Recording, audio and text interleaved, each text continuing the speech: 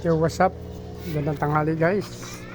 Dito ako sa labas ng bahay guys. Sa unang video ko doon pinakita ko yung aking fish na breeding fish ko na albino o red tail.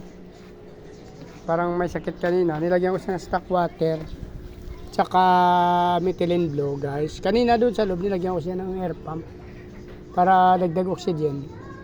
So tinry ko siya dito, pinainitan muna guys. Dito ako sa labas sa kapitbahay ko dito. Harap ng kapitbahay ko to guys. Ayan siya guys, oh. Siguro sa sobrang lamig siguro kaya medyo nag-collapse siya guys, nanghina siya. Sana mabuhay ko pa to guys. Nanghinayang ko kasi buntis nga to guys, oh. Napakasayang nito guys. Painitan ko lang siya saglit, mamaya ipasok ko na rin siya. So binabantayan ko siya dito para hindi siya magalaw ng mga bata. Sana guys maagapan ko pa ito gumaling pa siya. No, malangoy-langoy pa naman siya guys.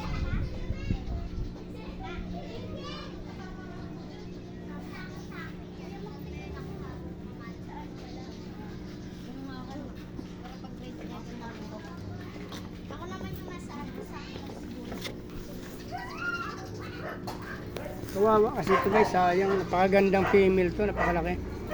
Tsaka yung mga maganda talaga siya, para siyang shark na gapi.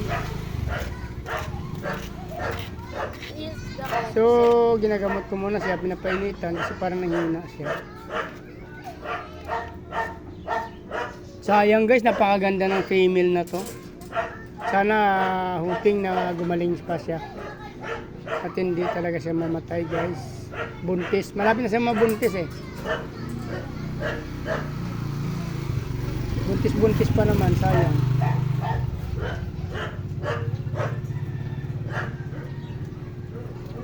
So try natin na maging maligamgam yung tubig niya, sana gumaling siya.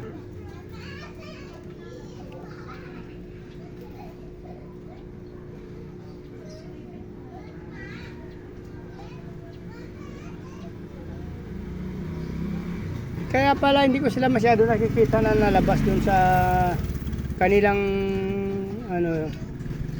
storage box kasi ang nilagyan ko nito guys. So palagi ko na lang hindi sila nakikita.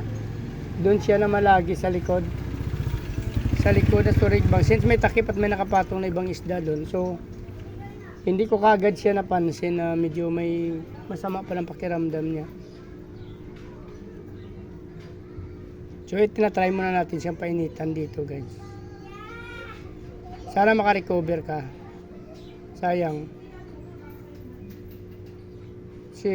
May naunang anak ito guys. Isang piraso ata o dalawa yon. Tapos ilang piraso lang, tapos isa na lang yata ang natira pala guys. Tatlo ata yun. So ngayon may anak naman siya. Mga nasa 15 piraso. So mga baby pa. So nag-start na naman sana siya ulit mabuntis. Kaso ito nga nang mangyari, nanghina siya. Siguro sa sobrang lamig. Simula nang lumamig kasi ang panahon guys ng madaling araw, marami na akong fish na namamatay. Kahit doon sa aking grow out sa mga ina-out na mga isda, mayroong namamatay doon guys. So dito na lang guys, para hindi na kayo mainip at lumaba pa yung video. Kung nagustuhan yung video na to, please like pa lang, subscribe guys. Sama nyo na rin notification bell para updated kayo sa mga video na in-upload natin araw-araw. So maraming salamat guys. Mabuhay kayo hanggang gusto nyo. Bye bye.